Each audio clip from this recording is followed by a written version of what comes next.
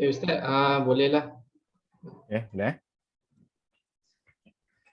A'udzubillahi minasyaitonirrajim. Bismillahirrahmanirrahim. Alhamdulillahirabbil alamin. Wassalatu wassalamu ala asyrafil anbiya'i wal mursalin wa ala alihi nahmaduhu wa nasta'inuhu wa nastaghfiruh. Wa na'udzu may yahdihillahu fala mudilla lahu wa may yudlil fala hadiya lahu. Asyhadu an la ilaha illallah wa anna Muhammadan abduhu wa rasuluh. Shalawatullah wassalamu alaihi. Assalamualaikum warahmatullahi taala wabarakatuh. Terutamanya buat warga FB Dewan Pemuda PAS Bangsa Maju, ahlan wa sahlan diucapkan kepada semua sahabat-sahabat walaupun di mana juga anda berada. Terima kasih sekali lagi kerana sudah hadir pada live FB kita pada kali ini dalam siri wacana Cakna Anak Muda siri kedua. Alhamdulillah, pada siri pertama hari itu kita telah membincangkan berkenaan dengan isu vaksin dan alhamdulillah anda rasa mendapat sambutan yang baik dan kita pun telah menjemput pada beberapa bulan lepas, tak silapnya, seorang doktor daripada Hospital Sultan Ahmad Shah Temeloh yang menjelaskan berkenaan dengan kepentingan dan isu vaksin yang sekarang ni kita dah lihat keberkesanannya dalam di kalangan komuniti masyarakat Malaysia untuk kita dalam misi untuk mencapai immunity herd yang diinginkan. Dan alhamdulillah hari ini menampakkan keberjayaan tersebut. Antaranya wilayah Labuan kita lihat imunitinya dah hampir penuh dan kes pun sikit berbanding dengan Semenanjung. InsyaAllah Semenanjung akan terus menerus, Sabah Sarawak juga akan capai kepada tahap immunity herd yang kita nak capaikan. Jadi pada hari ini pula alhamdulillah sahabat FB sekalian, hari ini merupakan tajuk ataupun siri yang kedua. Jadi tajuk yang kita pilih adalah berkaitan dengan pembinaan keluarga Muslim. Jadi sebelum Ana kita boleh katakan sedikit pembukaan dengan isu pada hari ini, jadi ahlan wa sahlan diucapkan kepada penceramah kita pada hari ini. Assalamualaikum Ustazah, sihat ya? Waalaikumsalam warahmatullahi wabarakatuh. Sihat alhamdulillah. Alhamdulillah. Rakan FB sekalian, orang penceramah yang bagi pandangan ini tidak asing lagi di medan-medan sosial ataupun di medan sosial, contohnya berkaitan dengan isu-isu kekeluargaan terutamanya. Yang dijemput pada malam ni alhamdulillah merupakan yang berbahagia Senator Ustazah Nuridah Saleh selaku Ahli Dewan Negara yang merupakan juga Ketua Muslimat Dewan Muslimat PAS Malaysia dan merupakan penyelaras bagi Parlimen Bangsa Maju. Alhamdulillah pada hari ini dapat bersama-sama dengan kita, terutamanya lah kepada warga anak muda, kerana tajuk-tajuk yang kita akan pilih kepada siri-siri wacana akan datang ni berkaitan dengan anak muda. Jadi kenapa sebenarnya pihak Dewan Pemuda PAS Bangsa Maju memilih tajuk berkenaan dengan pembinaan keluarga Muslim, terutamanya lah di kalangan anak muda. Jadi kita memang mengetahui bahawasanya rumah tangga ni memang dimulakan pada usia belia dan muda. Jadi banyak cabaran, banyak kita boleh katakan perkara-perkara yang perlu kita bincangkan, terutama dalam isu pandemik yang sekarang ni masih lagi belum reda. Isu pandemik ni masih lagi berterusan dan dia memberi kesan kepadanya bukan saja dari segi ekonomi tetapi kesan dari segi institusi kekeluargaan terutamanya. Jadi benda ni kita boleh lihat di dada-dada akhbar, komentar-komentar daripada peguam-peguam syar'i yang banyak orang kata tu kesan daripada pandemik ini membawa ke mahkamah syariah. Jadi insya-Allah pada malam ni kita bersama-sama dengan Ustazah yang merupakan jemputan kita pada malam ni alhamdulillah. Jadi Ustazah kita boleh mula dengan soalan pertama insya-Allah ya Ustazah. Okey, baik. Ustazah, soalan pertama set to the point lah. Sebenarnya apa maksud kita nak bina keluarga Muslim ni dan kenapa perlu setiap ahli keluarga yang mempunyai satu institusi kekeluargaan perlu nak menjadikan keluarga Muslim ni sebagai satu benchmark ataupun hala tuju dalam masa kini. Dipersilakan Ustazah. Fadhal masykurah. Assalamualaikum warahmatullahi wabarakatuh. Assalamualaikum. Alhamdulillahirabbil alamin wa bihi nasta'in. fi umuri dunya wal akhirah. Wassalatu wassalam ala asyrafil anbiya'i wal mursalin wa ala alihi wa man tabi'ahu bi ihsanin ila yaumiddin. Rabbana atina min ladunka rahmah wa hayyi lana min amrina rasyada.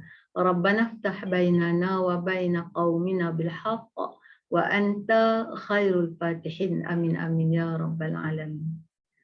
Yang dikasihi anak anda, moderator kita pada malam ini, seterusnya para penonton pendengar yang dihormati sekalian. Terlebih dahulu saya ucapkan tahniah lah kepada Dewan Pemuda Wan Semaju kerana mengadakan program tentang kekeluargaan. Bila Ustazah forwardkan dia tentang program ni, ada orang puji tu, ucap oh, bagus lah Dewan Pemuda dia tu buat tajuk ni. Yelah, selalu dia tengok kalau tak tajuk ni muslimat je kan. Muslimat ataupun makna muslimat muda ke yang selalu buat tajuk kekeluargaan ni. Jadi bila Dewan Pemuda buat ni, dia orang ucapkan tahniah lah dan gembira sebenarnya. Muslimat veteran gembira bila pihak Dewan Pemuda mengadakan tajuk yang seperti ini, insya-Allah ya. Okey. Mudah-mudahan insya-Allah perbincangan kita pada malam ini diberikan dikira oleh Allah sebagai amal soleh lah yang akan membahagiakan kehidupan kita dunia dan akhirat, insya-Allah. Okey, jadi bila disebut pasal keluarga Muslim, ya, keluarga Muslim, jadi insya-Allah saya rasa masing-masing dah adalah maklumat, tak banyak sedikit tu memang dah ada. Ya. Keluarga Muslim iaitu keluarga yang menyatukan seorang suami dan isteri, ya, kemudian ditakdirkan oleh Allah Subhanahu Wa Taala mempunyai anak-anak, misalnya kita kata ya, adalah keluarga yang berpegang kepada ajaran Allah Subhanahu Wa Taala. Ya, keluarga, ahli keluarga yang melaksanakan tuntutan yang ditetapkan oleh Allah Subhanahu Wa Taala yang terkandung di dalam Al-Quran dan sunnah baginda Rasulullah Sallallahu Alaihi Wasallam. Keluarga kan, keluarga tu dia lebih pada seorang lah. Selalunya kebiasaan terdiri daripada seorang suami, isteri, dah ada anak, dah jadi ibu bapa dan anak-anak. Itu yang paling kecil lah, keluarga paling kecil. Kalau besar tu tambah lagi dengan ibu bapa kita sendiri, termasuk dalam keluarga itu juga. Ya? Okay. Jadi bila kita rujuk kepada keluarga yang terdiri daripada jumlah yang kecil tadi, kita menghendaki iaitu keluarga yang berpegang teguh dengan apa yang dikehendaki oleh Allah Subhanahu Wa Taala. Dan kenapa ya kita perlu bercita-cita atau memiliki ya keluarga ataupun ahli-ahli keluarga yang berpegang kepada agama Allah Subhanahu Wa Taala? Sebab kita tahu bahawa Islam itu adalah the way of life, suatu cara hidup. Dan kita mesti meyakini bahawa cara hidup yang ditentukan oleh Allah Subhanahu Wa Taala inilah suatu cara hidup yang terbaik ya, untuk ketenangan hati kita, ya, untuk kebahagiaan hidup berkeluarga. Jadi inilah cara dia, solusi untuk mententeramkan jiwa, membahagiakan kehidupan ahli-ahli keluarga, tak lain tak bukan ialah mengikut acuan yang telah pun ditetapkan oleh Allah Subhanahu Wa Taala yang merupakan pencipta kita, dan dia maha mengetahui apakah keperluan manusia itu ya untuk membahagiakan kehidupannya dunia dan akhirat. InsyaAllah kepada mereka yang berpegang kepada ajaran Islam ini, ya, kita boleh melihat orang kata banyak dah pengalaman-pengalaman yang boleh kita perhatikan, insya-Allah yang berpegang kepada ajaran Allah sahajalah insya-Allah akan mampu bertahan menghadapi segala mihnah ataupun tribulasi kehidupan. Memang hidup ini hidup kat dunia ni memang tempat ujian.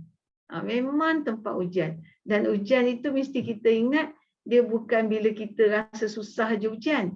Sebenarnya bila kita dalam keadaan senang pun itu juga adalah ujian, kan? Sebagaimana yang dinyatakan oleh Allah dalam surah Al-Mulk, tabarakallazi biyadihil mulku wa huwa ala kulli syai'in qadir. Ayat yang kedua, allazi khalaqal mauta wal hayah. Yang menjadikan mati dan hidup itu liyabluwakum, adalah untuk menguji kamu. Maknanya kalau pada Ustazah, apa sajalah kehidupan ini semuanya 100% adalah ujian daripada Allah Subhanahu Wa Taala. Sama ada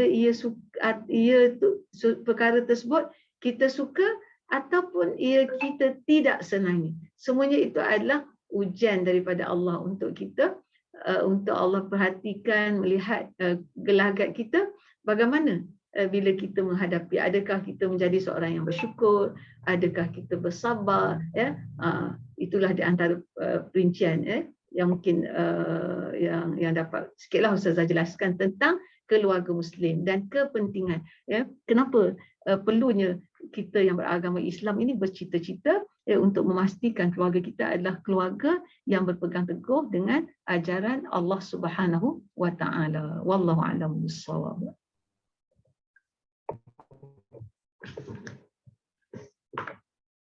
Terima kasih kepada Ustazah atas ulasan soalan pertama berkenaan dengan tarifan keluarga Muslim. Bila saya sebut ujian, anda teringat surah Al-Hujurat kalau tak silap, kalau mungkin betul-betulkanlah berkenaan dengan tidak akan keluarga tersebut. Bahawasanya orang beriman ni dia tak akan dikatakan beriman selagi mana belum lagi diuji. Jadi semua ujian ni adalah datang daripada Allah Ta'ala untuk nak tengok kita ni beriman ataupun tidak. Alhamdulillah, insya-Allah. Baik, soalan kedua Ustazah, soalan yang berkaitan dengan Al-Quran. Kita tahu bahawasanya Luqman dan dijadikan nama Luqman ni sebagai nama surah dalam Al-Quran. Jadi antara keistimewaan Luqman ni adalah cara beliau membentuk keluarga, ataupun boleh kita katakan cara beliau dalam Al-Quran yang paling jelas kita nampak adalah untuk bagaimana dia menasihati anak-anak ni tentang perkara akhirat dan dunia. Jadi soalannya, bagaimana kita nak menerapkan cara pendidikan anak-anak? Okey, terima kasih pada soalan yang kedua. Jadi untuk para penonton pendengar lebih jelas lagi, dia kena buka Al-Quran lah, surah Luqman tu bermula daripada ayat yang ke-13, tak silap Ustazah lah, daripada ayat tu sehingga ayat yang ke-19 rasanya. Jadi beberapa ayat tersebut melihat tata cara yang digunakan oleh orang soleh yang bernama Luqman ni tadi, manusia yang soleh, bagaimana dia mendidik keluarganya. Jadi kalau kita perhatikan, Ustazah tengok di situ kita kena ingat apakah tujuan kepada pendidikan itu sendiri. Tujuan kita lihatlah secara menyeluruh kepada ayat-ayat bermula daripada ayat yang ke-13 surah Luqman itu. Jadi kalau kita lihat di situ, dia ada 3 tujuan utama dari sudut pendidikan ini. Yang pertama ialah pendidikan ataupun tarbiyah yang diterapkan itu yang mengajar kepada ahli keluarga, khususnya anak-anak, ialah tentang mentauhidkan Allah Subhanahu Wa Taala, mentauhidkan Allah, mengesakan Allah, mengajar kepada setiap diri bahawa Allah Subhanahu ini yang mencipta diri kita adalah merupakan satu-satunya ilah, satu-satunya Tuhan, Rabb yang menguasai alam warna ini.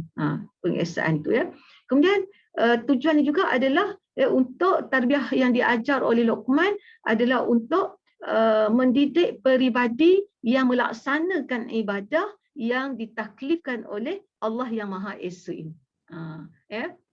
Itu dia. Kemudian yang ketiga ialah mengajar ataupun mendidik ahli keluarga, khususnya anak-anak, iaitu berakhlaklah secara menyeluruh daripada ayat-ayat itu. 3 perkara utama ini yang nak diterapkan oleh Luqmanul Hakim kepada anak-anaknya dalam pendidikan, iaitu mendidik, memaklumkan kepada ahli keluarganya bahawa Allah Subhanahu Wa Taala yang memiliki alam buana ini, inilah salah satunya Rabb, mentauhidkan Allah, mengesakan Allah. Dan yang kedua, kita perlu melaksanakan ibadah yang ditaklifkan oleh Allah Subhanahu Wa Taala. Kemudian kita perlu membina akhlak yang baik. Okey. Jadi dalam bab Allah Taala ini diajar kepada anak-anaknya, yang salah sempat catat iaitu mengesakan Allah. Mengesakan Allah, tidak boleh percaya adanya kuasa lain selain daripada Allah Subhanahu Wa Taala, dan mestilah mensyukuri segala nikmat yang diberikan oleh Allah Subhanahu Wa Taala. Dan juga diajar melalui ayat-ayat ini ialah merasa bahawa kita ini senantiasa diperhati ataupun kita senantiasa dalam pengawasan Allah Subhanahu Wa Taala. Kemudian dalam bab melaksanakan ibadah ini, diajar ibadat solat itu sendiri, pendidikan syariat, pendidikan syariah Islam. Antaranya ialah melaksanakan solat dengan aturan-aturan yang telah ditetapkan dalam Islam. Mendirikan solat, menegakkan solat, mendirikan solat. Ingat bahawa inilah ibadat yang paling utama dan ibadat yang pertama yang akan dihisab oleh Allah Subhanahu Wa Taala apabila kita semua berada di mahkamah Allah Subhanahu Wa Taala.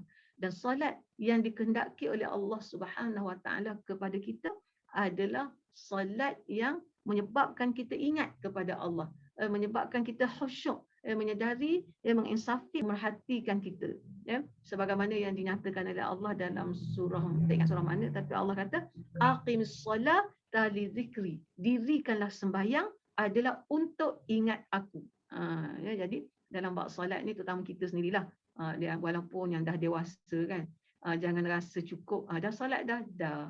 Kita rasa ke bila kita dah solat, tapi kita patutnya memikirkan lagi, adakah solat kita tadi kita benar-benar bukan sekadar diperintahkan oleh Allah melaksanakan solat, tetapi kita diperintahkan melaksanakan solat dengan penuh khusyuk. Dan solat orang-orang yang khusyuk inilah juga solat yang orang yang khusyuk dalam solat inilah juga di antara faktor untuk menjadi mukmin yang berjaya. Sebagaimana yang Allah kata, qad aflahal mu'minun allazina hum fi salatihim khashi'un. Telah berjayalah orang-orang yang beriman. Kriteria pertama orang-orang beriman yang berjaya tu macam mana? Disebut oleh Allah dalam surah Al-Mu'minun, iaitu orang yang khusyuk dalam solat. Jadi bila kita membaca hal ini, jangan kita fikir bahawa ini untuk diterapkan kepada anak-anak. Kita yang dah dewasa sendiri pun sebenarnya perlu memuhasabahkan diri kita, memuhasabahkan segala perilaku yang kita laksanakan, khususnya dalam bab ibadat ini. Adakah benar-benar menepati piawaian yang dikehendaki oleh Allah Subhanahu Wa Taala. Okey, kemudian seterusnya ialah material yang lain, iaitu tentang akhlak yang mulia. Pendidikan akhlak, menjadi hamba-hamba yang bersyukur. Ini di antara akhlak yang mulia ialah menjadi orang-orang yang bersyukur kepada Allah di atas segala yang diberikan oleh Allah Subhanahu Wa Taala. Nak jadi orang bersyukur ni kena banyak ingat segala apa yang diberikan dan merasa, dan kita kena tengok orang yang lebih mungkin orang yang lebih teruk diuji pada kita, kita akan lihat sebenarnya apa yang ada pada kita adalah yang terbaik yang dikurniakan oleh Allah Subhanahu Wa Taala, dan ini akan mencetuskan rasa kesyukuran kita kepada Allah di atas segala yang telah ditentukan oleh Allah Subhanahu Wa Taala. Kemudian di antara perilaku juga ataupun akhlak yang diajar oleh Luqman di dalam Al-Quran manusia surahnya, surah Al-Luqman tersebut ialah berbuat baik kepada ibu bapa dan menjadi orang yang berterima kasih di atas segala baik budi ibu bapa terhadap kita semua. Kemudian diikuti dengan hendaklah kita menjadi orang-orang yang bertaubat kepada Allah Subhanahu Wa Taala. Ini di antara ya yang disebutlah secara apa ni tidak langsung di dalam ayat tersebut. Menerapkan pendidikan akidah, ya, kemudian melaksanakan syariah, kemudian berakhlak dengan akhlak yang mulia. Okey, ya. Kemudian bagaimana ya nak menerapkan hal-hal tersebut kepada ahli keluarga kita. Antaranya ialah dengan cara ibu bapa perlulah menjadi contoh tauladan. Ketauladanan ini perlu. Ya. Sebagai contoh kita lihat Allah menjadikan baginda Rasulullah sallallahu alaihi wasallam adalah contoh tauladan yang terbaik untuk umat manusia. Laqad kana lakum fi Rasulillah uswatun hasanah. Ya. Sesungguhnya pada Rasulullah itu ada contoh tauladan yang baik. Memang fitrah manusia ni dia nakkan contoh tauladan. Dia nakkan ikutan. Ya. Bagi manusia terbanyak Rasulullah sallallahu alaihi wasallam lah contoh tauladan. Bagi kumpulan yang kecil seperti sebuah keluarga, maka ibu bapa mestilah menjadi contoh tauladan. Ya.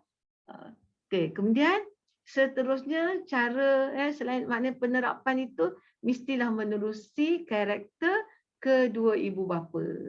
Dalam satu hadis juga baginda menyatakan bahawa anak-anak itu dilahirkan ibarat kain putih kan. Ya. Ibu bapa lah yang meyahudikan, menasranikan atau memajusikan. Ya. Itu penting tu. Ya. Pada saat tu sangat penting bila kita sebagai ibu bapa. Ya. Makna di situ Rasulullah menyatakan ibu bapa yang Yahudi, menasrani atau memajusikan anak-anak. Daripada muda sendiri pun ya memang ingat tentang hadis tersebut. Jadi kalau berlaku sesuatu perkara dalam kehidupan anak-anak kita sendiri khususnya, ibu bapa dia kena kembali kepada diri dia dulu. Istighfar banyak-banyak.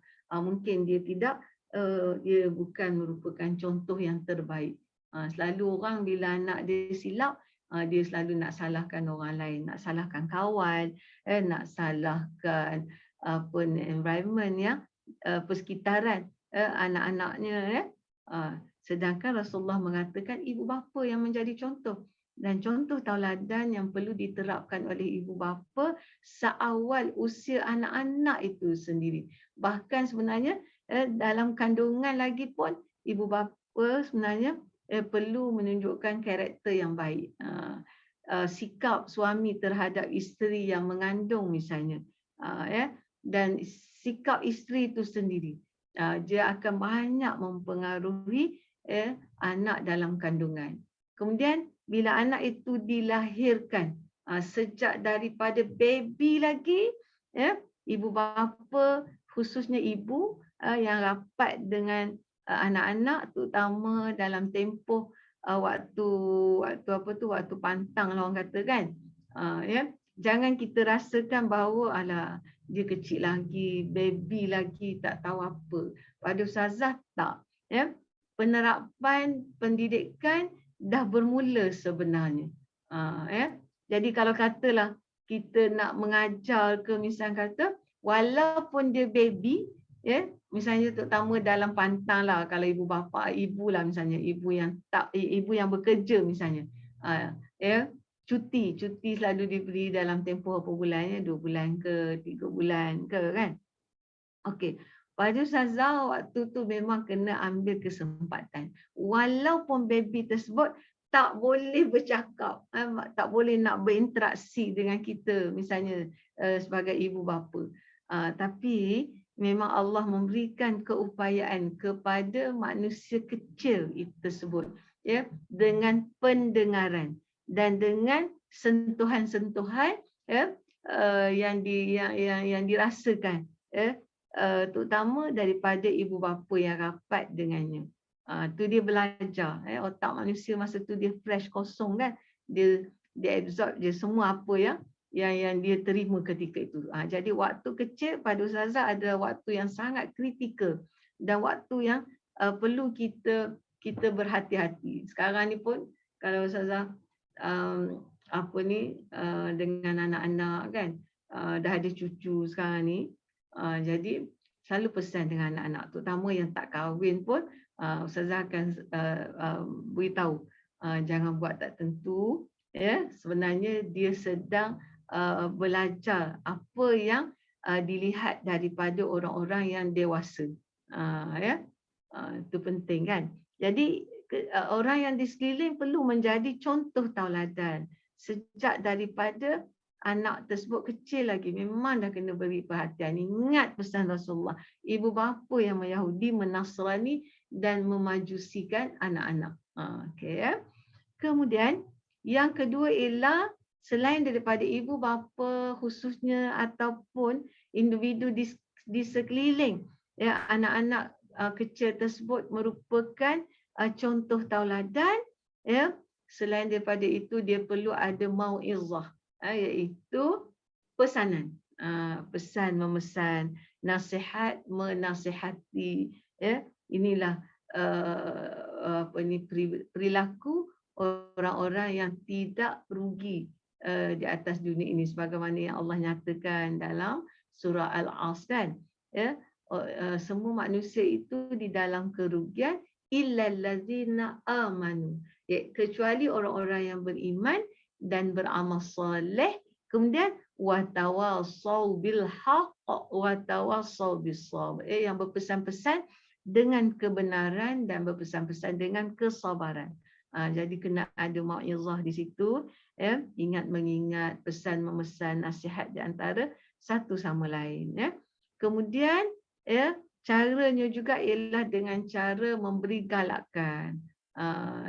Kena ingatkan, beri galakan, beritahu kalau solat misalnya apa yang disediakan oleh Allah kepada orang yang solat. Lepas tu kena juga beritahu tentang ancaman, apakah akibat daripada orang-orang yang tidak mahu melaksanakan titah perintah Allah. Apa yang Allah maklumkan di dalam Al-Quran misalnya. Itu pun di antara perkara lah yang diterapkan oleh Luqman kepada anaknya, iaitu tentang ketauladanan, mau'izah dan juga targhib wa tarhib, iaitu galakan dan juga ancaman lah, iaitu menyatakan akibat daripada sesuatu pelanggaran ketetapan Allah Subhanahu wa Ta'ala. Okeylah, rasanya itulah yang dapat Ustazah nyatakan buat masa ni tentang cara yang ditunjuk ajarlah menerusi ayat Quran dalam surah Luqman, ataupun cara Luqmanul Hakim ini mendidik anak-anaknya. Wallahu a'lam bissawab. Baik, terima kasih Ustazah atas soalan kedua. Jadi titik permulaannya Ustazah, kembalilah kepada Quran. Dalam apa jua keadaan, kita kembalilah kepada Al-Quran. Alhamdulillah. Baik, soalan ketiga pula Ustazah. Saya sebelum tu bacakan dulu kata itu fakta yang boleh dikaitkan dengan soalan yang ketiga ini, iaitu daripada akhbar harian Metro pada tarikh 24 Ogos 2021, baru lagi, iaitu tajuk besarnya sehari 132 pasangan daftar untuk bercerai.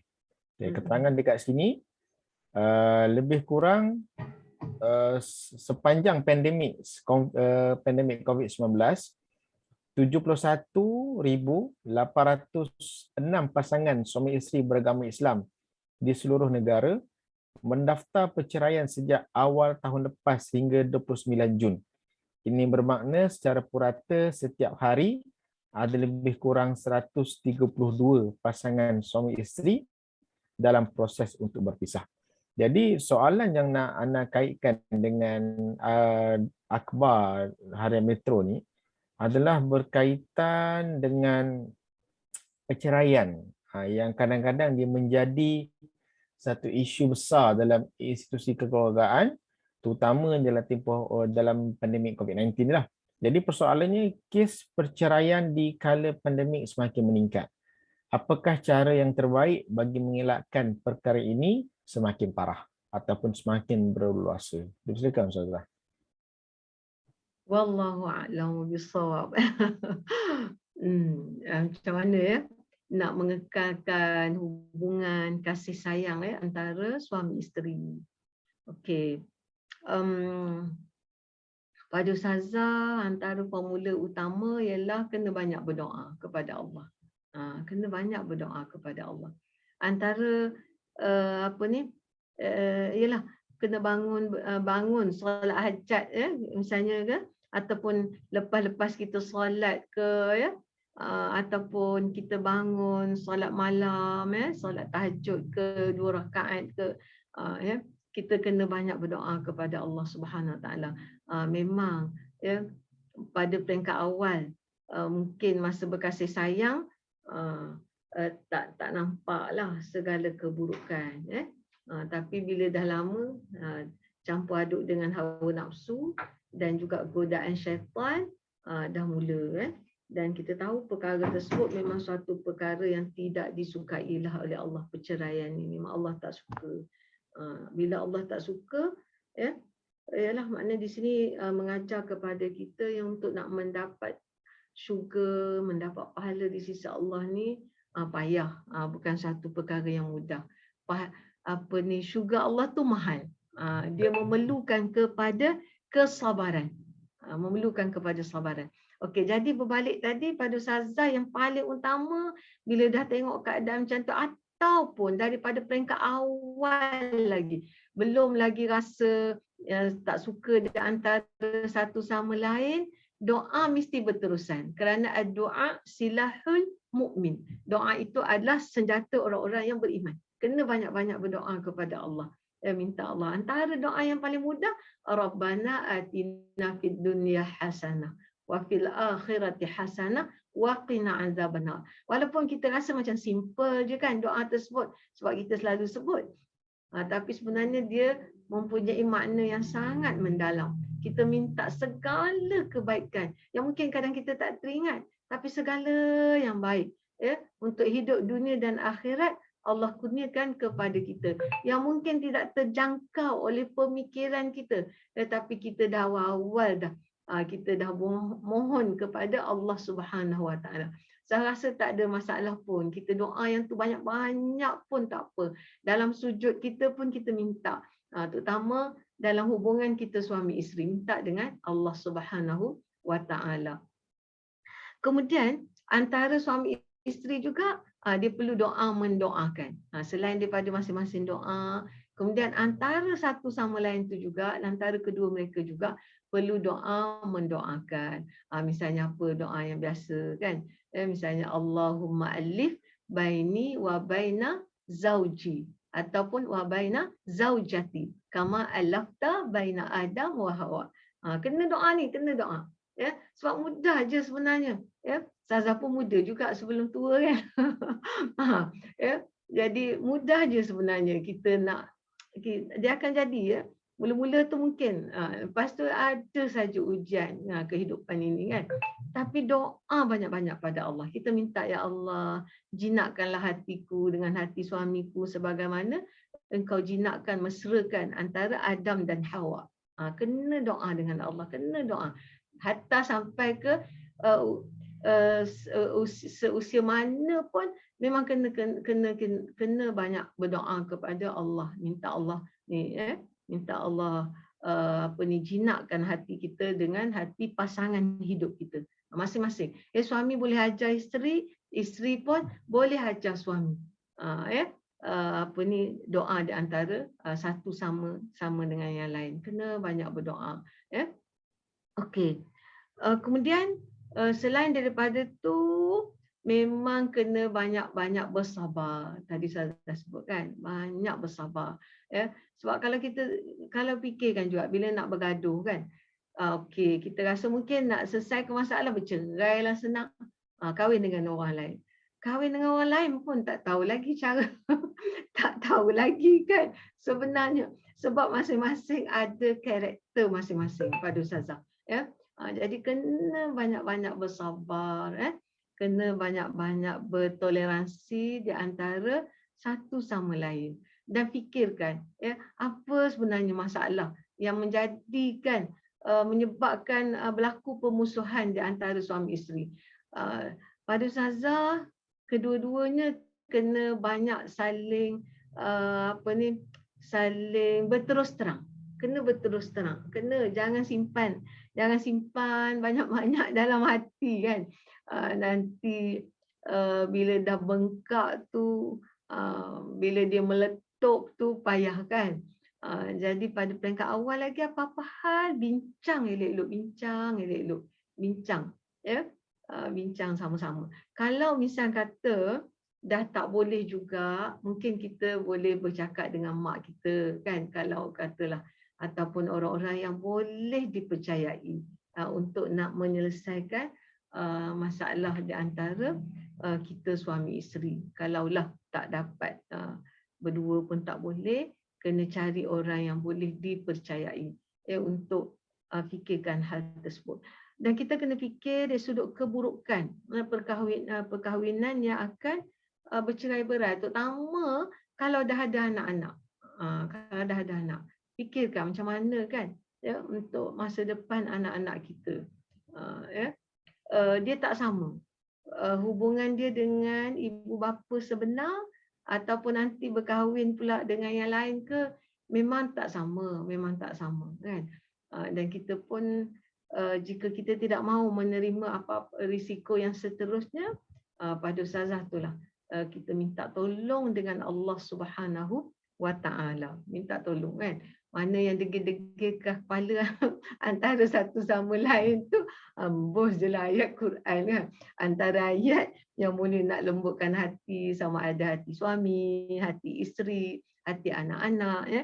Kalau ustazah biasa baca ayat surah akhir surah Ali Imran.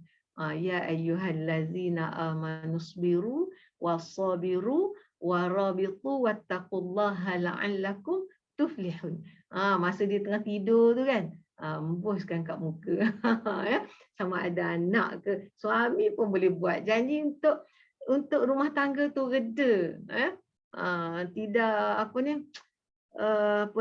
tidak berlaku perbalahan ya. Dia akan menjadi contoh pula, anak-anak akan melihat. Memang pada ustazah bukan senang sebenarnya ya untuk nak mengekalkan rumah tangga. Bukan suatu perkara yang mudah. Tapi insya-Allah bila masing-masing saling ingat mengingati Allah Subhanahu wa taala, malu dengan Allah Subhanahu wa taala kan, ya, dan merasa sangat-sangat bersyukur dengan apa yang Allah kurniakan, insya-Allah ya, insya-Allah perkara yang mungkin apa orang kata menyesakkan jiwa, menyakitkan hati, ya mudah-mudahan ya akan ditukarkan oleh Allah, digantikan oleh Allah dengan apa hati yang tenang ya dalam menghadapi apa saja ujian. Kena banyak berbincanglah antara satu sama lain, insya-Allah ya. Mudah-mudahan. Jadi pada yang berlaku perceraian ni, mungkinlah saya rasa dalam masa pandemik ni, ialah mungkin sebab masalah ekonomi kan. Masalah ekonomi, dah tak bekerja, mulalah. Jadi ini adalah ujian daripada Allah. Kita kena ingat itu ujian. Sama ada isteri tak suka melihat suami dah menganggur ya, ataupun sebaliknya, kita kena ingat ini adalah ujian daripada Allah. Kita kena bersabar ya. Harga syurga Allah ni mahal, masya-Allah. Memerlukan hamba-hamba yang senantiasa bersabar dengan segala yang ditetapkan oleh Allah Subhanahu Wa Taala. Dan kita kena ingat, sebenarnya setiap kesusahan tu dia akan ada kesenangan. Allah kan ajar pada kita, inna ma'al usri yusra. Sesungguhnya bersama susah itu ada kesenangan.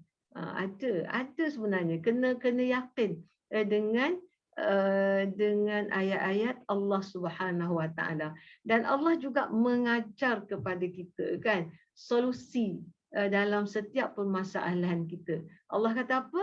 Wa may yattaqillah yaj'al lahu makhraja. Sesiapa yang bertakwa kepada Allah, Allah akan bagi jalan keluar. Jadi pucuk pangkalnya dia sebenarnya bergantung kepada hubungan kita dengan Allah Subhanahu Wa Taala. Jadi insya-Allah ya, kita akan hadapi apa sahaja yang ada di depan kita ini dengan penuh ketenangan insya-Allah. Kerana apa? Kerana kita ada Allah yang Maha Pengasih lagi Maha Penyayang. Allah tak biarkan kita sebenarnya insya-Allah. Apapun suasana kita, apapun situasi yang ada pada kita, sebenarnya Allah ada dan Allah senantiasa mengawasi kita. Allah tak biar. Allah itu hayyun. Allah itu maha hidup. Hidup Allah tak sama dengan kita. Jadi dia akan kembali kepada pahaman agama kita jugalah sebenarnya dalam kita nak melayari kehidupan berumah tangga. Sebab itulah maka kalau kita tengok dalam Islam mengajar kepada kita calon yang terbaik nak pilih sama ada suami atau isteri adalah mereka yang mempunyai pegangan agama. Solusi awal dah pun diajar oleh Allah Subhanahu Wa Taala. Wallahu a'lamu bissawab.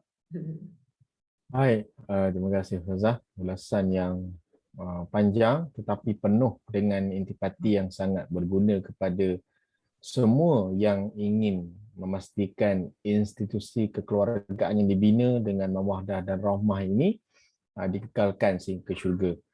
Seperti mana kata Ustazah, syurga itu mahal. Jadi nak dapatkan perkara tersebut memang ada ujian, memang ada dugaan. Jadi sama-samalah kita doakan mana-mana pasangan yang diuji oleh Allah Ta'ala, terutamanya ketika pandemik COVID-19 ini dipermudahkan urusan oleh Allah Ta'ala dan dimurahkan rezeki insya-Allah. Jadi seterusnya Ustazah, soalan yang keempat. Jadi soalan ni sebenarnya kita boleh katakan khusus untuk yang bujang-bujang lah yang sedang mencari pasangan hidup. Kan, bagi yang dah ada pasangan, jagalah pasangan masing-masing. Itu saja. Baik, soalan yang keempat, iaitu semua orang mengimpikan keluarga yang bahagia, namun tidak semua jelas bagaimana cara untuk memiliki keluarga yang bahagia. Soalan di sini, bagaimanakah cara yang digariskan dalam Islam jika seseorang itu ingin berkahwin? Jadi persilakan Ustazah. Okey, maknanya nak berkahwin tu nak cari calon lah kan? Nah, Calon pasangan hidup. Okey. Kalau lelaki nak cari calon isteri kan? Okey. Ada kan disebut oleh baginda Rasulullah sallallahu alaihi wasallam, selalunya bila seorang tu nak berkahwin dia akan tengok pada 4 perkara kan? Dia tengok pada apa ni? Pada hartanya, kepada kecantikan, kepada keturunan dan kepada agama. Lalu Rasulullah mencadangkan memberikan memberikan solusi pada kita ialah pilihlah yang beragama. Jadi maknanya sama ada nak cari calon suami ke, nak cari calon isteri ke, yang tu mesti jadi number one. Orang yang ada pegangan agama. Kerana memang agama yang datang daripada Allah, yakni agama Islam yang dibawa oleh baginda Rasulullah sallallahu alaihi wasallam, ya, dia adalah merupakan penyelesaian kepada segala masalah. Bukan sahaja masalah rumah tangga, masalah ekonomi pun dengan cara agama. Masalah pemerintahan pun sebenarnya pun ya kena tengok cara agama. Sebab Islam itu sebagaimana yang saya sebut tadi adalah ad-din, the way of life, suatu cara hidup. Allah Subhanahu Wa Taala setelah dia mencipta manusia ni, dia tak biarkan manusia ni tergaba-gaba kan, nak mencari macam mana cara untuk hidup bahagia khususnya di atas dunia ni lah kan. Allah tak biarkan tergaba-gaba. Senantiasa ya Allah mendatangkan manusia yang disebut sebagai Ar-Rasul. Bahkan manusia pertama pun yang dicipta oleh Allah Subhanahu Wa Taala di kalangan manusia adalah Rasul, iaitu Nabi Adam yang senantiasa menjadi petunjuk, membawa petunjuk kepada umat manusia di zamannya. Dan pada setiap zaman semuanya ada Rasul. Walaqad ba'athna fi kulli ummatir rasula. Kan? Pada setiap walaqad ba'athna fi, macam mana tadi ayat? Walaqad ba'athna macam mana tadi ayat tadi? Allahu akbar. Walaqad ba'athna fi tak ingat. Ya. Tadi ingat dah baca kan? Mana pada setiap zaman tu Allah akan utuskan rasul. Apa tujuan rasul tu?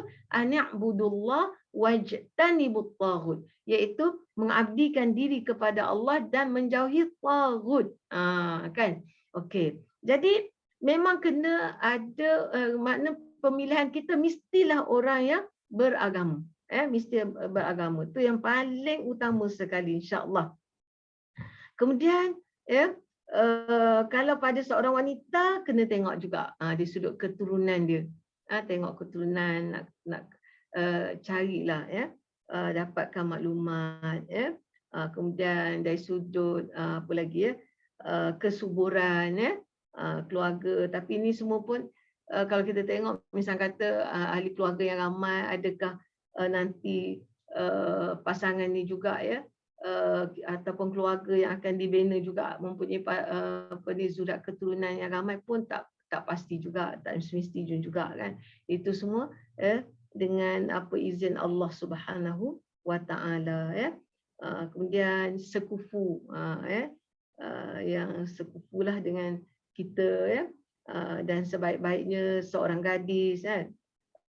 Kemudian bukan daripada keturunan terdekat. Ini yang sempat Ustazah semaklah balik semula kan. Ini antara kriteria untuk nak memilih calon isteri. Dan bagi nak memilih calon suami juga, iaitu lebih kurang macam tu jugalah. Iaitu dari sudut keagamaannya, kemudian keluarganya macam mana, kemudian dari sudut ciri kepimpinan pada suami tersebut, kemampuan keuangan pun tu juga kemudian dari sudut akhlaknya. Walau macam mana pun pada Ustazah bila dah ada calon tu, Ustazah rasa tak ada masalah juga kalau kita misalnya kita buat istikharah lah, tanya Allah Subhanahu Wa Taala. Allah lah lagi yang maha mengetahui sebenarnya masa depan kita. Kita mohon ataupun kita solat hajat, kemudian tu kita mohon kepada Allah Subhanahu Wa Taala. Dan kalau ini juga macam nak buat pilihan, buatlah istikharah. InsyaAllah Allah akan tunjukkan yang terbaik kepada kita, insyaAllah. Kalau tak jadi pun dengan orang tu, insyaAllah mudah-mudahan Allah gantikan yang lebih baik, insyaAllah. Wallahu a'lam bissawab. Tentang istikharah ni, baginda pun ada sebut kan, macam mana tidak rugi orang yang bermusyawarah dan tidak akan menyesal orang yang istikharah. Jadi itu wallahu a'lam bissawab. Tapi itulah ala kulli hal, pilihlah yang ada pegangan agama, insya-Allah. Mudah-mudahan akan mententeramkan jiwa dan juga mensejahterakan rumah tangga tersebut. Wallahu a'lamu bissawab. Ataupun anak anda pengurusi ustaz kan, boleh tambahlah ni apa yang Ustazah sebut. Tak ada cukup dia tu. Okey, baik. Terima kasih Ustazah. Jadi rakan-rakan FB sekalian, jika ada mungkin sebarang persoalan boleh ajukan di FB Live kita. InsyaAllah kalau ada masa kesempatan kita akan cuba untuk menjawab. Maknanya Ustazah lah akan menjawab soalan-soalan sahabat FB sekalian berkenaan dengan tajuk kita pada hari ini, pembinaan keluarga Muslim. Jadi tadi pun kita flashback balik, Ustazah telah beritahu bagaimana kata tu nak mewujudkan suasana keluarga Muslim berkenaan dengan Luqmanul Hakim, seorang lelaki yang soleh yang dijadikan namanya sebagai nama Al-Quran, yang mempunyai sikap nak mendidik anak-anak yang sangat-sangat baik.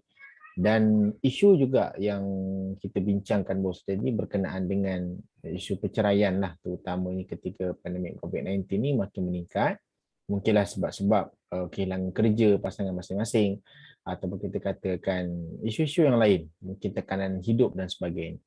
Jadi insya-Allah seterusnya Ustazah, soalan yang kelima.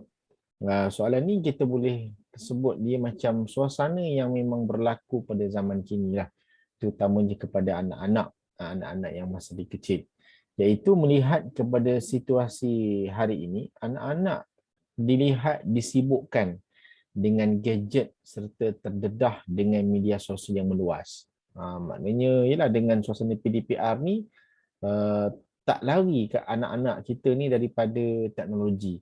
Memanglah dalam PDPR mereka belajar dengan guru-guru secara online, tapi mungkin selepas PDPR itu kan ada mungkin yang bermain games ataupun dah pandai bermedia sosial dengan orang-orang yang mungkin tak dikenali ataupun orang yang dikenali dan sebagainya. Jadi soalannya, bagaimana kaedah yang sesuai kepada ibu bapa dalam nak mendidik anak-anak mereka dalam menjaga masa berkenaan dengan arus perdana media sosial. Sebab kadang-kadang kita dapat lihat ada kes-kes yang anak-anak ketagihan terhadap gadget, yang mungkin dia jadi tantrum bila mak ayahnya menyimpan handphone, dia jadi mengamuk. Jadi sebab dah terlalu terdedah dengan media sosial. Jadi bagaimana Ustazah kita nak mendidik anak, ibu bapa lah nak mendidik anak-anak ni, ibu bapa, supaya mereka ni menggunakan gadget dengan cara yang baik. Dipersilakan Ustazah. InsyaAllah. Okey, wallahu a'lamu bissawab ya. Ustazah tengok, perhatikan ya. Mungkin pada ibu bapa, terutama orang muda lah ni kan, nak mudah, nak bagi anak tu senyap, bagi handphone. Betul tak? Jadi senang sikit kan dia dapat handphone. Jadi dia tak, memang selalu kalau kita perhatikan budak-budak ni, Masya Allah, kalau dia dah dapat handphone tu, memang tak bergerak. Memang bukan budak je lah, orang tua pun macam tu juga, sampai tak ingat apa benda. Itulah dia, Masya Allah. Okey, jadi yang tu sepatutnya disalahkan kepada ibu bapa. Anak muda bagi handphone, janganlah macam tu. Sebenarnya hidup ni tak ada benda yang senang. Memang semuanya memang kena bersusah payah. Jadi begitulah juga dalam kita nak mendidik anak-anak, kan? Mungkin nak bagi handphone tu sesekali-sekala. Kita ibu bapa kena ada ketegasan sebenarnya. Ada masa macam tu lah, mak ayah sendiri yang takut anak tu melalak, kan? Jadi dia pun biarkan je. Dah lama dah jadi ketagih. Banyak hal nanti yang akan masalah kepada anak-anak. Dari sudut orang kata kesihatan mata dia sendiri, selain daripada otak dia tu sendiri, pemikiran dia, akal dia tu nak bertumpu kepada benda tu je. Selain daripada tu ialah mata dia tu sendiri pun nanti tak bagus kan, di sudut kesihatan mata untuk anak tu sendiri. Jadi jangan, ibu bapa jangan nak mudah, terutama saya tengoklah ni yang muda-muda lah kan, ataupun kalau nenek datuk ni nak senangkan cucu dia, bagi benda macam tu. Jadi tak bagus sebenarnya perkara tersebut kan. Okey. Jadi dalam hal ini, kita ni sebagai ibu bapa kena ada disiplin lah. Kena ada disiplin. Kalau kata benda tu tak perlu, tak payah. Ada TV je dah kat rumah macam katalah. Macam hatta TV sendiri pun pada ustazah pun, dia kena ada waktu-waktu, dia kena ada jadual. Hidup ni mesti ada jadual. Bukan saja kita orang dewasa kena ada jadual, untuk anak-anak sendiri pun kena ada jadual juga sebenarnya. Ya. Jadi kita memang kena pantau lah apa kehidupan anak kita tu seharian tu, memang kena kita ambil tahu. Tak boleh biarkan macam tu. Dan Ustazah nak ingatkan bahawa sebenarnya waktu anak kecil tu, itu waktu yang paling utama. Sebagaimana yang Ustazah sebutkan tadi, jangan kita lepas tangan, jangan kita ambil ringan.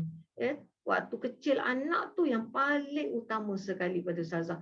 Itu pendidikan awal yang perlu kita terapkan. InsyaAllah. Ya. Ada pernah masa Ustazah muda-muda dululah, masa kami muda-muda, masa anak kecil-kecil, dalam usrah kita ada bincang tentang pendidikan. Kita orang pun dulu bincang juga pendidikan, sebenarnya pendidikan anak-anak kan.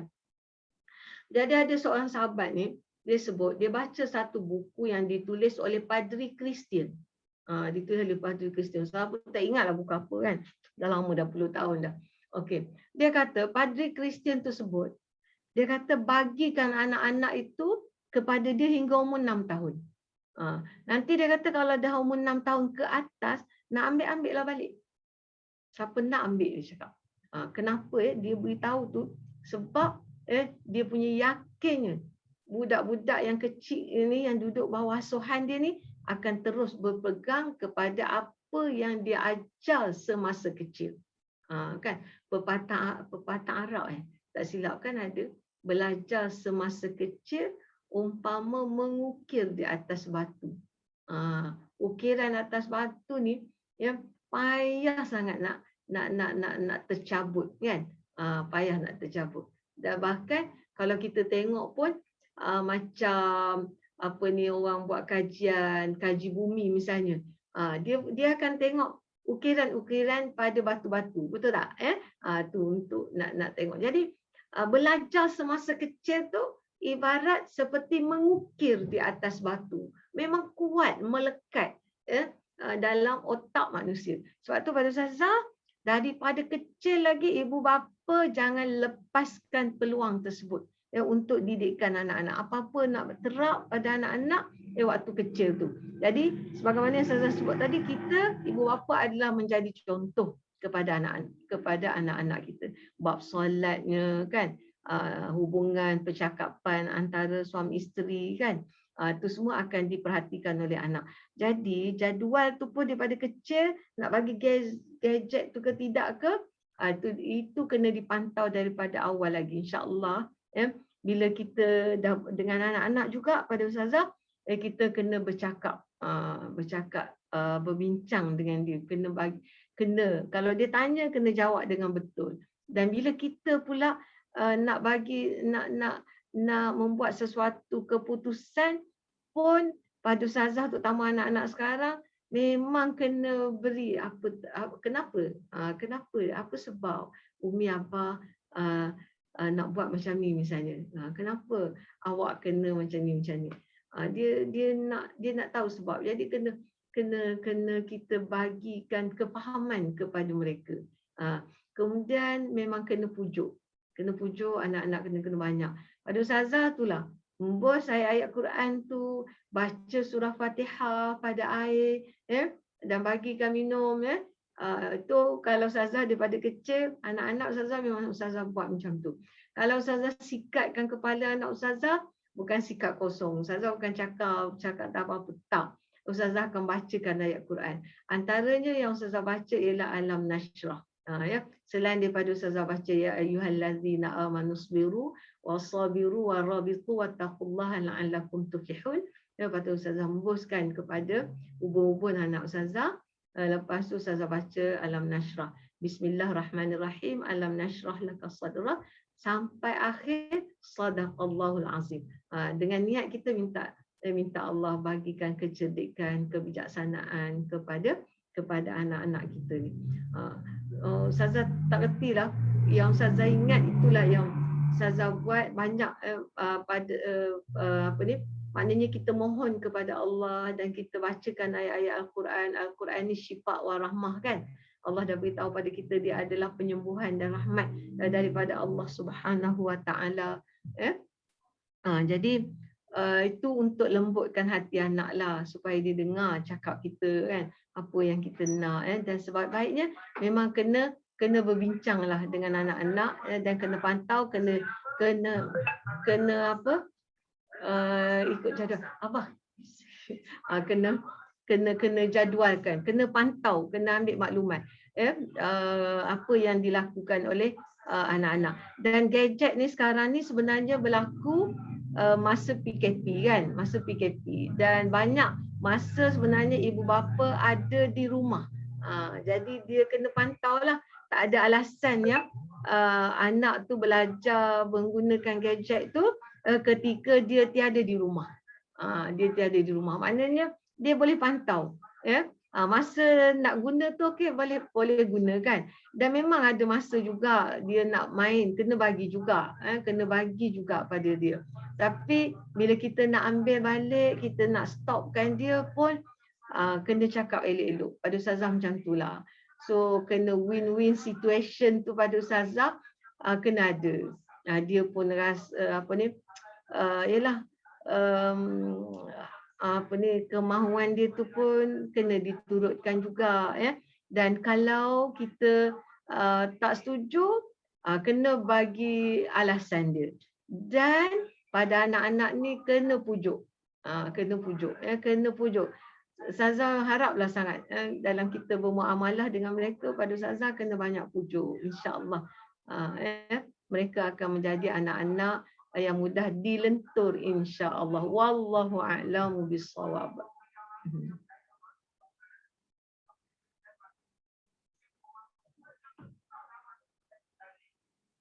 Okey, baik. Terima kasih Ustazah. Jawapan soalan yang sebenarnya kalau ikutkan giliran kita tu adalah soalan yang terakhir. Tapi kita bagi peluang kepada rakan-rakan FB lagi yang mungkin ada soalan-soalan yang tak ditanya. Sebelum saya ada soalan ekstra untuk Ustazah sebenarnya. Tapi jangan risau, insya-Allah boleh dijawab pun. Jadi mungkin ada rakan-rakan FB yang ada persoalan untuk siri Cak Nan anak muda Dewan Penlepas Bangsa Maju pada kali ini, siri yang kedua. Kalau ada dipersilakan. Jadi Ustazah, saya ada soalan ekstra sikit untuk Ustazah lah. Soalannya nak tanya sikit Ustazah lah, dah berapa tahun usia rumah tangga Ustazah sebenarnya? Okey, Ustazah dan soalannya, bagaimana Ustazah kata tu dan Ustaz lah kan, Ustaz menjaga keharmonian kasih. Sebab orang kata tu nak orang muda bila nak tahu hal keluarga kena ditanya orang yang lebih makan garam dulu. So Ustazah lah yang sesuai sekarang ni ditanya soalan tersebut. Silakan Ustazah. Okey, usia perkahwinan Ustazah dah 36 tahun. Ustazah berkahwin pada tahun 1985. So 36 kot. 36 tahun 2001.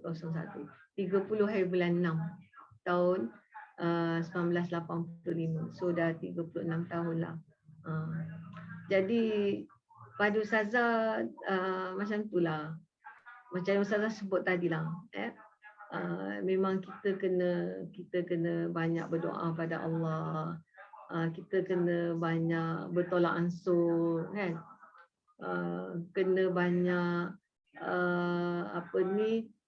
berterus terang. Kena banyak berterus terang ya. Kemudian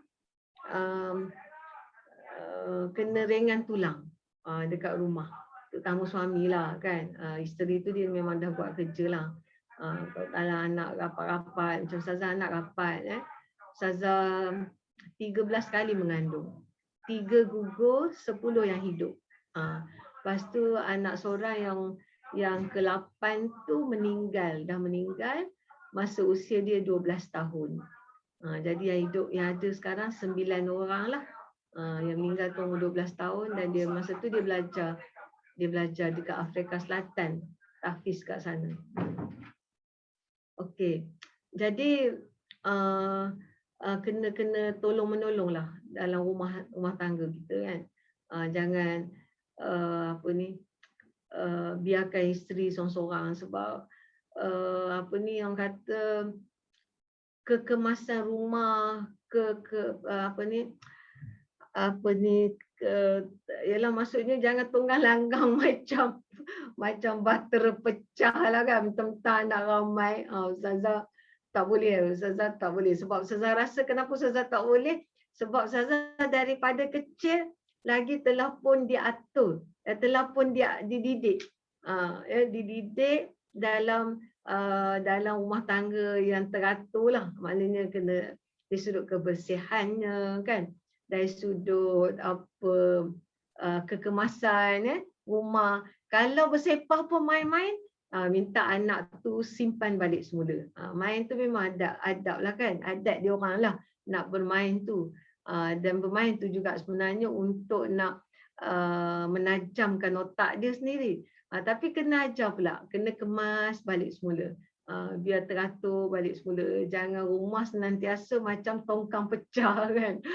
Tak bagus yang sebenarnya macam tu. Sebab yang Ustazah sebut tadilah, didikan awal tu sangat penting. Dia akan berbekas kepada cara hidup anak-anak kita. Okay. Jadi itulah makna doa kena banyak, kena berterus terang, kena sabar, kena tolong menolong di antara satu sama lain. Selebihnya tu kenalah buat amalan-amalan sunat kan, supaya Allah senantiasa jaga kita lah kan. Sebab kalau kita tengok dalam bab amalan ni, amalan yang paling Allah suka kita buat ialah amalan-amalan fardu. Yang Allah wajibkan kepada kita tu memang Allah suka. Dan amalan yang mendatangkan Allah sayang pada kita ialah amalan-amalan sunat. Jadi penting sangat kita mendapat kasih sayang Allah ni. Sebab supaya Allah makbulkan permohonan kita kan. Allah jaga kita, jaga ahli keluarga kita. Sangat penting. Pada Ustazah sangat pentinglah kasih sayang Allah, rahmat Allah tu sangat penting. Belas ihsan Allah tu sangat penting. Dalam kita nak meneruskan kebahagiaan hidup dunia dan akhirat. Siapalah kita tanpa Allah Subhanahu Wa Taala. Betul tak? Jadi kena jagalah hubungan dengan Allah tu. Mudah-mudahan Allah akan jaga yang selebihnya. Sebagaimana dalam satu hadis kan, Rasulullah kata, jagalah Allah, niscaya Allah akan jaga kamu. Kita tak tahu hidup ni kan. Kita tak tahu. Ilmu yang ada pada kita sangat sedikit. Jadi kita memang kena bergantunglah kepada Allah Subhanahu Wa Taala. Jadi macam itulah juga dalam rumah tangga. Tak kira ya, baik lelaki atau perempuan, baik suami ataupun isteri. Banyak dugaan. Kalau mungkin tidak diduga kita, kadang diduga dengan anak-anak. Kan? Jadi sedangkan cita-cita kita semua, kita nak berbahagia hidup dunia dan akhirat. InsyaAllah. Jadi tak ada cara lain. Hubungan dengan Allah kena jaga, kena perhatikan. Kemudian hubungan dengan pasangan kita tu sebagaimana yang diajar oleh Allah. Kalau kata nak marah, kalau seorang marah, yang seorang kena diam. Janganlah berlawan dua-dua sekali. Ada biasa. Kalau isteri nak marah, suami diam. Kalau dah tengok suami tu marah, isteri kena diam. Kalau berlawan dua-dua, memang akan terbang lah. Bukan kapal terbang yang terbang. Banyak alat-alat nanti yang terbang kan. Tu yang boleh mula pukul, memukul kan. Pukul lah. Suami pukul isteri dan sebagainya. Jadi mulut tu kena jagalah, insya-Allah kan. Yang penting macam itulah. Jaga Allah, niscaya Allah jaga kita, insya-Allah. Yang selebihnya doalah pada Allah, minta Allah mudahkanlah segala urusan dunia dan akhirat kita. Wallahu a'lam. Baik, syukran Ustazah atas jawapan soalan tadi tu. Baik, seterusnya kita ada satu soalan daripada rakan FB kita. Alhamdulillah, satu soalan daripada rakan FB kita. Soalannya Ustazah, musim PKP dan PDPR, cadangan dan suggestion Ustazah untuk kawal emosi dan rawat tekanan dalam rumah tangga supaya dapat elakkan dari berlakunya kes-kes penderaan dan lain-lain. Dipersilakan Ustazah. Okey, wallahu a'lam bishawab. Dia kadang yang menyebabkan penderaan tu mungkin dah timbul rasa benci, timbul rasa benci. Kalau dia sayang, sayangnya membara, bersemarak kan, tentu dia tidak akan melakukan penderaan. Dia tak akan menyakitkan pasangan dia kan, ya. Jadi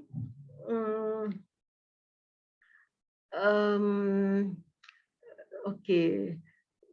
Jadi dalam hal ini memang dia sudah akhlak lah, satu sama lain tu kena jaga, ya, kena pelihara akhlak satu sama lain. Okey, kalau bermasalah, misal kata dia sudah ekonomi, pekerjaan tak ada kan, Jadi memang kena bincang bersama-sama. Dan ramai orang sebenarnya pun diuji dengan rasa susah kan. Jadi antara juga yang Rasulullah ajar pada kita, jangan lupa surah Waqiah. Ini untuk nak menggamit rezeki lah. Jadi sama-sama baca surah Waqiah misalnya kalau masalah rezeki lah, ataupun kena maintain lah surah Waqiah ni, jadikan amalan surah harian kita yang memang kita kena baca dalam rumah tangga kan. Baik suami isteri, anak-anak sendiri pun kita kena galakkan untuk mereka beramal dengan surah Waqiah. Kalau dah biasa baca, sekejap je baca surah Waqiah tu sebenarnya kan. Ya, tu antara untuk nak meraih rezeki lah. Ya, jangan, tak ada cara lain sebenarnya. Ya, kita memang kena dekat dengan Allah ya, untuk sejukkan hati kita kan. Untuk Allah berikan ketenangan. Rumah tangga yang dibaca dengan Al-Quran ni, rumah tangganya akan diberikan sakinah oleh Allah Subhanahu Wa Taala. Jadi itu petua tu, amalan tu kita kena laksanakan dalam rumah tangga kita. Galakkan di antara satu sama lain ya. Suami isteri, anak-anak untuk membaca Al-Quran ni kena ada. Itu untuk memberikan ketenangan. Orang yang tak rapat dengan Quran ni, malas nak baca Quran, setahun sekali pun baca. Lepas tu kita tak boleh nak salahkan orang lain. Tak boleh nak salahkan pasangan kita semata-mata. Kita sendiri pun tidak mewujudkan ketenangan yang diberi jaminan oleh baginda Rasulullah sallallahu alaihi wasallam. Jadi petua tu pada Ustazah jangan kita tinggalkan. Nak membina sakinah rumah tangga kita, baca Quran. Kena ada baca Quran. Okay? Kemudian macam tadi, masalah kena bincang dan macam mana nak diselesaikan. Perkara tu kena bincang sama-sama. Kalau masalah ekonomi, nak membuka jualan ke apa ke, tu bincang elok-elok, buat elok-elok, berbincang insya-Allah. Kemudian tadi akhlak kena jaga antara satu sama lain. Kalau bergaduh, jangan dua-dua naik kan, naik suara. Janganlah malu kan, malu dekat anak-anak, malu dekat Allah Subhanahu Wa Taala. Baru sikit Allah uji, dah macam tu keadaan kan. Sedangkan Allah tu maha kaya, boleh minta dengan Allah apa-apa pun kan. Kena ada keyakinan tersebut. Okay. Kemudian kalaulah memang kita tak mampu kan, ada sahabat sekarang misalnya katalah kalau bantuan, kita kena cuba untuk berbincang dengan sahabat yang boleh dipercayai, yang mungkin boleh bagi nasihat kepada kita, mungkin boleh beri jalan kepada kita. Dan yang pasti sebenarnya memang kita memang kena ada usaha untuk bantu Islam. InsyaAllah Allah akan tolong kita. Sebab dalam Quran kan ada Allah beritahu, in tansurullah yansurkumullah wa yusabbit aqdamakum. Jika kamu tolong Allah, Allah akan tolong kamu. Ini suatu jaminan daripada Allah, dan Allah akan teguhkan kedudukan kamu. Janji siapa yang lebih benar dan lebih tepat daripada janji Allah Subhanahu Wa Taala? Jadi pada Ustazah di situ kan ayat Allah kata, jika kamu tolong Allah. Nak tolong Allah macam mana? Nak bagi beras, Allah tak perlukan beras. Nak bagi duit, Allah tak perlukan duit tu. Yang Allah nak apa? Kita melaksanakan segala titah perintah Allah Subhanahu Wa Taala. Jangan ayat-ayat Quran tu sekadar ayat dalam Quran saja yang tidak ditegakkan. Jadi kita kena bantu Allah dari sudut itu. Maknanya merealisasikan titah perintah Allah Subhanahu Wa Taala. Dan kita kena ingat untuk melaksanakan kerja tu dia tak boleh seorang-seorang. Dia perlu kepada jamaah. So, kita kena berada dalam jamaah yang mahu menegakkan Islam. InsyaAllah. Ya Allah akan bantu kita insyaAllah. Jadi tadi ada masalah, kena. Kalau kita boleh ada sahabat ataupun ada tempat yang boleh kita rujuk ya, untuk berbincang, untuk diberikan mungkin jalan penyelesaian, saya rasa pun tak ada masalah lah. Kita boleh mungkin boleh berbincang. tengok macam mana pandangan-pandangan sahabat-sahabat yang ada, jangan ramai sangat. Ni apa ni, rahsia rumah tangga kita ke apa, ya. Jadi kepada orang yang boleh dipercayai. InsyaAllah mudah-mudahanlah ya Allah mudahkan urusan ketegangan dalam rumah tangga kita, insya-Allah. Ingatlah segala susah tu sebenarnya datang daripada Allah. Itu adalah ujian daripada Allah Subhanahu Wa Taala. Jadi merengek merayulah kepada Allah. Janganlah nak kata melepaskan geram kepada sesama makhluk Allah, malu dekat Allah kan, malu. Terutama kalau makhluk tersebut adalah isteri kita. Alahai, ya. Ini suatu yang memalukan, malu pada anak-anak melihat. Janganlah macam tu. Jangan macam tu. Simpan kekuatan untuk menentang musuh Islam. Wallahu a'lam. Kalau tak terjawab minta maaf lah kan. Wallahu a'lam bissawab. Baik, terima kasih diucapkan kepada Ustazah dalam sesi kali ini untuk wacana Cakna Anak Muda siri yang kedua berkenaan dengan pembinaan keluarga Muslim. Jadi terima kasih, syukran jazilan kathiran diucapkan kepada Ustazah kerana sudi hadir dalam program. InsyaAllah untuk pengantar Ustazah, program ini kita akan susun secara berkala oleh Dewan Pemuda Pahang Semaju di bawah sektor pendidikan sebagai satu wadah media barulah, maknanya wadah media sosial untuk kita menjadikan suasana PKP ini yang kita boleh katakan banyak duduk di rumah, jadi kita cuba isi manfaat masyarakat kita di luar dengan isu-isu yang insya-Allah boleh menambah ilmu antara semua rakan-rakan FB di mana-mana tempat lah, insya-Allah. Jadi untuk akhirnya sekali lagi diucapkan terima kasih kepada semua rakan FB yang like, share live kita pada hari ini. InsyaAllah kita akan bertemu masa akan datang. Jadi untuk akhirnya Ustazah, mungkin boleh Ustazah tutup dengan sedikit bacaan doa untuk semua rakan-rakan FB kita supaya keluarga yang dibina mendapat mawaddah warahmah dan insya-Allah keluarga yang bakal dibina juga akan Allah jaga mawaddah dan warahmah, insya-Allah. Dipersilakan Ustazah. Al-Fatihah. A'udzubillahi minasyaitonir rajim. Bismillahirrahmanirrahim. Alhamdulillahirabbil alamin. Arrahmanir rahim. Maliki yaumiddin. Iyyaka na'budu wa iyyaka nasta'in. Ihdinas siratal mustaqim. Siratal ladzina an'amta 'alaihim ghairil maghdubi 'alaihim. Bismillahirrahmanirrahim. Alhamdulillahirabbil alamin. Hamdan yuwafi ni'amahu wa yukafi'u mazida. Ya Rabbana lakal hamdu kama yanbaghi li jalal wajhika wa 'azimi sultanik. Ya Allah ya arhamar rahimin. Ya Allah ya afu ya ghaffar ya tawwab ya qudus ya jalil. Ya Allah ya arhamar rahimin. Ya Allah ya afu ya ghaffar. Ya Allah ampunkanlah segala dosa-dosa kami ya Allah. Dosa kedua ibu bapa kami ya Allah. Dosa datuk nenek kami ya Allah. Dosa anak beranak kami ya Allah. Dosa adik-beradik kami ya Allah. Dosa sahabat-sahabat kami ya Allah. Dosa orang-orang yang beriman kepadamu ya Allah. Ampunkanlah segala dosa kami ya Allah. Tolonglah ya Allah, Engkau tunjukkanlah kepada kami ya Allah perkara-perkara yang Engkau redai untuk kami laksanakan ya Allah. Jauhkanlah kami ya Allah daripada melakukan perkara-perkara dosa ya Allah. Jauhkanlah kami daripada melakukan perkara-perkara yang Engkau tidak redai ya Allah. Kasihanilah kami ya Allah.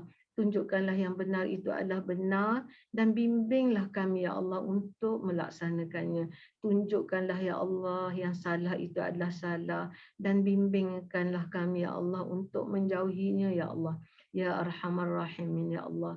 Kuatkanlah iman kami ya Allah. Teguhkanlah pendirian kami ya Allah terhadap agama-Mu ya Allah. Bantulah kami ya Allah. Tolonglah kami ya Allah.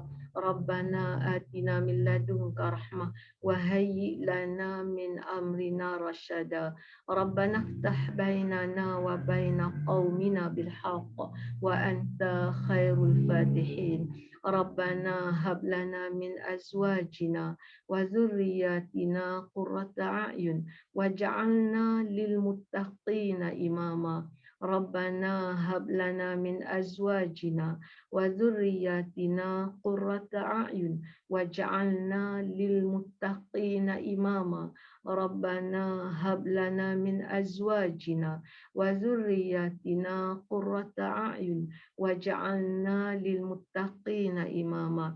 Allahumma a'inna ala zikrika wa syukrika wa husni ibadatik. Allahumma ja'alna min utaqaika minan nar. Rabbana atina fid dunya hasanatan wa fil akhirati hasanatan wa qina azaban nar. Wa sallallahu ala sayyidina Muhammad wa ala alihi wa sahbihi wa barik wa sallim. Walhamdulillahi rabbil alamin. Amin amin ya rabbal alamin. Amin ya Taqabbalallah. rabbal alamin. Terima kasih diucapkan kepada Ustazah atas bacaan doa. InsyaAllah kita doakan juga rakan-rakan FB sekalian, urusan Ustazah dipermudahkan juga dalam segala hal insyaAllah. Jadi ribuan terima kasih diucapkan kepada semua rakan FB Dewan Pemuda Pahang Semaju dan juga para audiens yang sudah hadir pada malam ini. InsyaAllah kita doakan akan bertemu semula pada siri wacana anak muda, Cakna Anak Muda siri yang ketiga. Kita akan bincang isu-isu semasa insya-Allah. Jadi akhir kalam, minta maaf andai kata ada kekurangan dan kita doakan semua dipermudahkan oleh Allah Subhanahu Wa Taala. Assalamualaikum warahmatullahi taala wabarakatuh. Waalaikumsalam warahmatullahi wabarakatuh. Terima kasih. Ya, sama-sama Ustazah.